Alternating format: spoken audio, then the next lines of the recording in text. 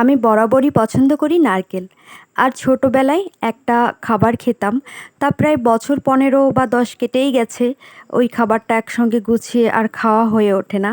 তো আজকে তিশাকে বলেছিলাম, তিশা সমস্ত কিছু একাই গুছিয়েছে। নারকেলটা ভেঙেছে, তারপর হচ্ছে আরও যা, যা জিনিসপত্র লাগবে সবকিছুই হচ্ছে এনে দিয়েছে। এনে আমাকে গুছিয়ে খেতে দিয়েছে।